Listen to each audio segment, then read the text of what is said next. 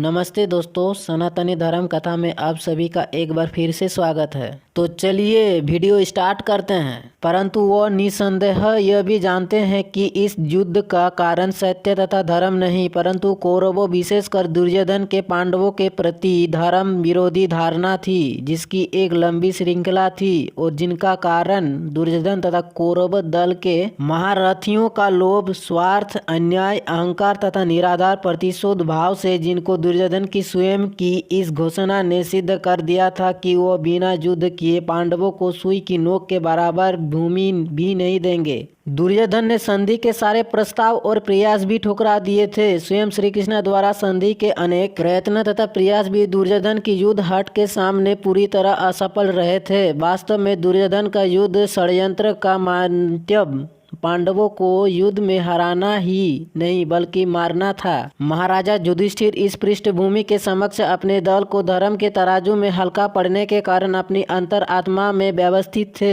वैसे भी युद्ध तो होता ही भयावह है। अब मानो अपने आप को सांत्वना देने के लिए इस इतिहास और भविष्य के सम्मुख तत्व पर पर्दा डालने के लिए युद्ध क्षेत्र कुरुक्षेत्र को धर्म क्षेत्र की पावन संज्ञा के अलंकित कर रहे हैं, ताकि प्रजा और इतिहास महाभारत युद्ध का कारण कौरवों के दुष्ट भावों में न देख पाए। आपूर्ति महाराज धृतराष्ट्र द्वारा इसको धर्म रक्षा का उत्तम प्रयास माने, परंतु यह एक पंगु प्रयास ही नहीं, आपूर्ति धर्म का मुखौटा ही सिद्ध हुआ। वास्तव में महाभारत युद्ध ही क्या, बहुत सारे युद्ध का इतिहास ऐसा ही है। अधिकांश युद्ध का कारण मोह, अज्ञान और पाप ही होते हैं। युद्ध आज का हो अथवा पुराना, इसका कारण मानव अहंकार, लालच, मोह तथा प्रतिशोध ही होता है। सत्ताधारी भय, शरय तथा मोह के कारण अपने विरोधियों को नष्ट करने का तुल्य जाते हैं। लोगों को गुमराह करने के लिए अंडावर खड़े किए जाते हैं तथा तथ्य बदले जाते हैं। अपनी सफाई में नैतिकता और बलिदान का पाखंड खड़ा किया जाता है। सत्ता के मोह को मजबूरी, लालच को देश की सेवा, द्वेष और प्रतिशोध को धर्म पालन और अन्याय को कुर्बानी दिखाते हैं। यह युद्ध के सरदार दुर्योधन हो, सिकंदर अथवा हिटलर, सब असुरों तथा नाशक प्रवृत्ति के ही धनुर्धर होते हैं।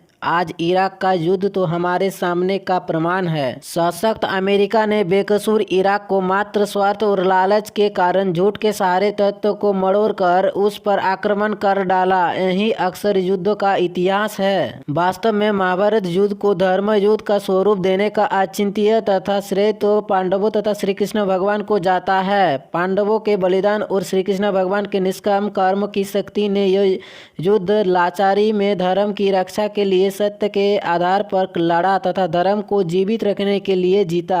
धर्म की रक्षा इसलिए जरूरी है क्योंकि धर्म ही संसार का आधार है। धर्म की हानि होने पर संसार चल नहीं सकता, क्योंकि धर्म कर्तव्य पारणीयता, निष्पक्ष तथा समदर्शिता है। अर्थात मनुष्य दूसरों के साथ वो व्यवहार ना करे जो वो अपने साथ नहीं करता। इसके अतिरिक्त संसार में श्रेष्ठजनों तथा सत्ताधारियों का धर्म के प्रति विशेष दायित्व है। शास्त्र के अनुसार धर्म चतुर्पाद माना गया है: दया, तप, सोच तथा सत्य। जो श्रेष्ठ जन इनमें से एक को भी अपने जीवन का दृढ़ आधार नहीं